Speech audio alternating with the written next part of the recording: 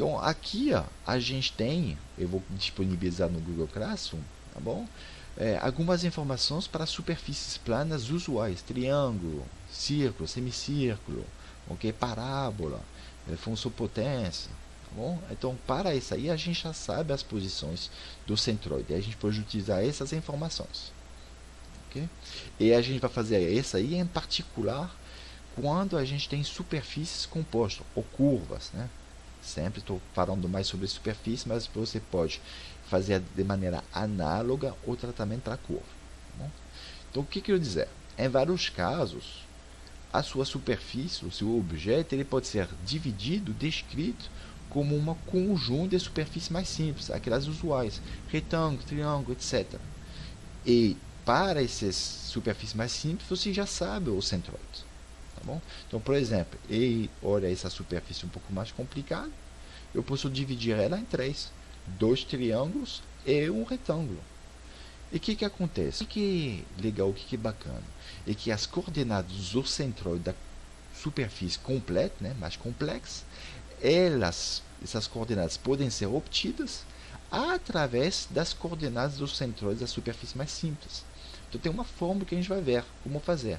E se você lembrar bem a ideia de média, você vai entender. Tá bom? Então imagine que esse aí, na verdade, C1, C2, C3 são os centroides de A1, A2, A3.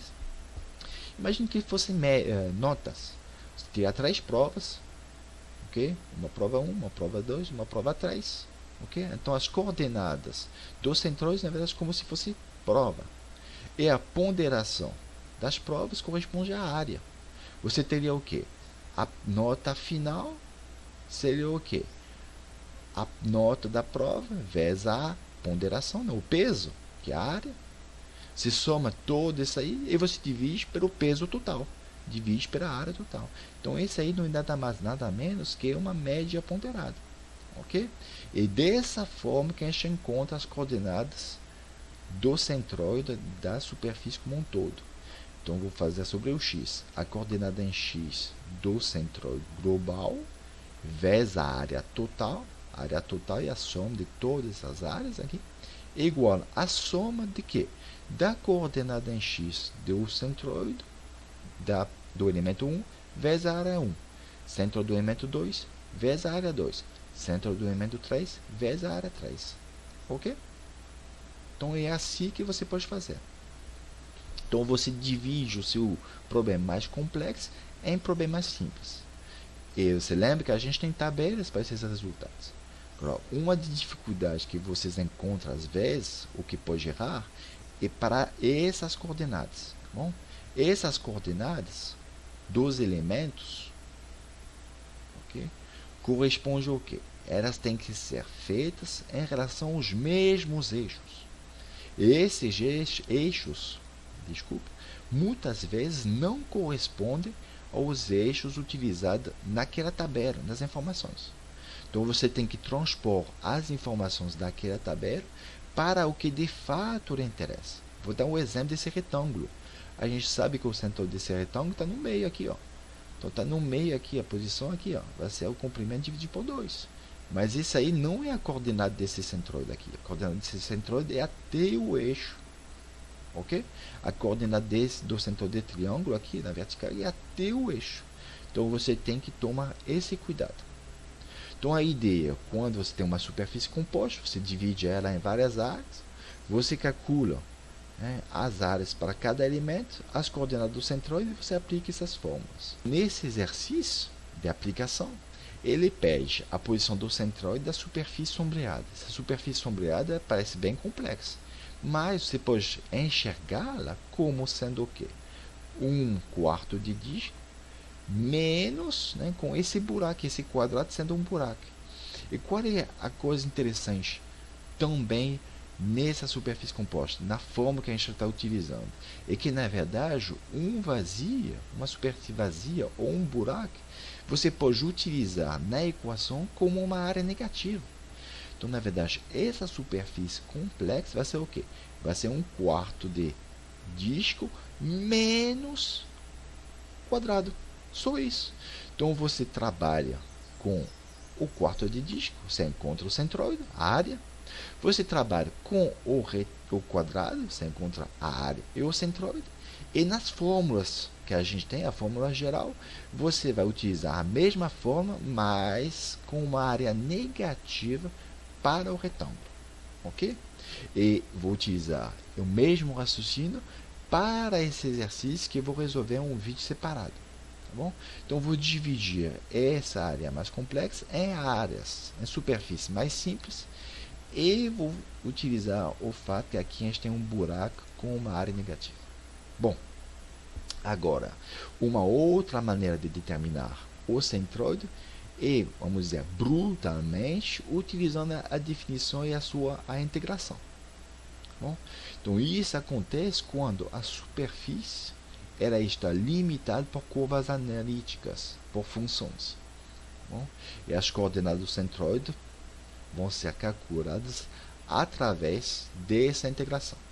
Então, vou pegar o elemento, vou utilizar um elemento infinitesimal, coordenada e integrar. Essa é uma integral dupla. Tá bom? Agora, você pode escolher elemento infinitesimal mais adequado. Por exemplo, a gente vai utilizar esse elemento infinitesimal, que é um retângulo vertical. Okay? É um pouco maior que o elemento básico infinitesimal, dx e y. Quando você escolhe esse elemento infinitesimal, você vai fazer o quê? Depois você determina o centroide desse elemento infinitesimal. Então, o centroide aqui, a coordenada do centroide do elemento, eu botei EL como índice, né, para descrever aqui o centroide do elemento, é x. O y é o que? A metade dessa posição, y sobre 2. Tá bom? Esse y corresponde ao que? O valor daquela função. Né? Vai depender de x, pode depender de y. E a área desse elemento infinitesimal é dx vezes y, como estão acostumados. E quando você faz a integral, na verdade é a famosa integral de Riemann, é a soma desses retângulos. E a gente pode encarar então essa superfície como a soma desses retângulos, exatamente uma superfície composta. E, portanto, o centroide geral vai ser o quê? Vai ser o que eu chamei de média do centroide dos elementos infinitesimais. Então, as coordenadas xc vezes a vai ser igual à integral, aí você coloca as coordenadas do centroide do elemento infinitesimal vezes dA. Então, aqui em x vai ser x vezes dA, y dx. E você integra. Entre o quê? Entre essa posição e essa posição. Para y, você substitui aqui ó, o valor e dA. Então, a ideia é escolher o elemento infinitesimal, colocar as informações referentes ao centroide desse elemento infinitesimal e aplicar as equações, as fórmulas para determinar as coordenadas do centroide. Agora, o elemento infinitesimal não precisa ser o retângulo vertical, pode ser o retângulo horizontal ou outro tipo de elemento infinitesimal que se adequa mais ao elemento ou à fórmula que você tem. Tá bom? Então, esse aí, ó, ele pede para você encontrar a posição do centroide para essa função potência. Né? Vou deixar vocês fazer em casa, aí colocar em comentários se você encontrar alguma dificuldade ou encontra o resultado. Quando eles têm fórmulas assim, ó, vê esse parâmetro K, ele não é qualquer um, porque ele é o parâmetro K tal qual, quando x igual a y igual a b. Então, uma das primeiras coisas para fazer é encontrar esse parâmetro K. Aí depois você escolhe o elemento infinitesimal, aqui a gente pode escolher o elemento retângulo vertical, define, né, encontra os coordenados do centro desse elemento, então precisa x ordenado de y sobre 2, e você aplica as equações e integra para encontrar as coordenadas do centro. Bom, vou fazer esse exercício como um exercício resolvido, tá bom? E vai ser determinar a posição do centroide definido para a superfície sombreada. O que a gente vai fazer? Aí eu vou utilizar a integração para encontrar o centroide dessa superfície definida por essa função, ok? E depois vou utilizar a superfície composta, vai ser um triângulo menos o que eu acabei de calcular, tá bom? Bom, Agora vamos ver dois teoremas que são os teoremas de Papius-Gudin, que são bastante poderosos e bastante interessantes quando você se depara com superfície de revolução ou sólido de revolução. O que é uma superfície de revolução? Uma superfície de revolução é uma superfície que é gerada, produzida quando você tem uma certa curva que gira, que revoluciona em torno de um certo eixo. Tá bom? Então eu pego aqui, ó, esse semicírculo, eu faço ele girar 360 graus em torno do diâmetro. O que vai acontecer? Vai produzir uma esfera, uma superfície que vai ser uma esfera. Aqui, ó, essa reta aqui, esse segmento AB, eu giro ele em torno do eixo AC, vai me dar um cone, aqui vai dar um torus. Bom, então aí são superfícies. Quando tem uma superfície de revolução, o que me diz esse teorema de Papius-Gudin? Okay? Ele relaciona a área dessa superfície com esses termos. O que é? O L aqui, ó, é o comprimento da curva geratriz, da curva que gerou aquela área. Tá bom? Esse 2π, o que é? Essa aí é a distância que percorreu o centroide durante a rotação de 2π. Ok? Então, quando giro aqui, ó, faz a rotação para produzir, para gerar aquela superfície de revolução, o centroide daquela curva, ele vai percorrer esse círculo. Qual é o comprimento? 2πr. 2π vezes essa coordenada. Então, uma fórmula fácil, né, para determinar a área de superfície de revolução que pode ser complexa a partir de termos bem mais simples. Ou vice-versa, você pode conhecer a área de superfície de revolução e um comprimento aqui para obter a coordenada do centroide. Tá bom? No caso do sólido de revolução, ao invés de ter uma curva, eu tenho uma superfície. Então, eu tenho esse semidisco, eu giro ele em torno do eixo, vai me dar uma esfera, um volume, um sólido. Me dá um cone, me dá um torus. É o teorema de Papius-Gudin para sólido de revolução. Agora relaciona o volume do sólido com a área que gerou, né, esse sólido.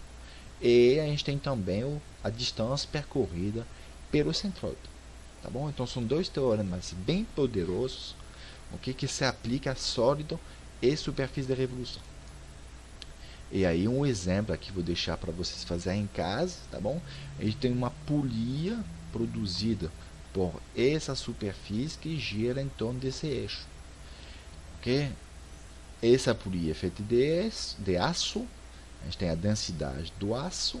Ele quer que você determine qual é a massa dessa polia e o peso do contorno externo dessa polia. Tá bom? Bota lá no comentário se você tem alguma dificuldade ou seus resultados.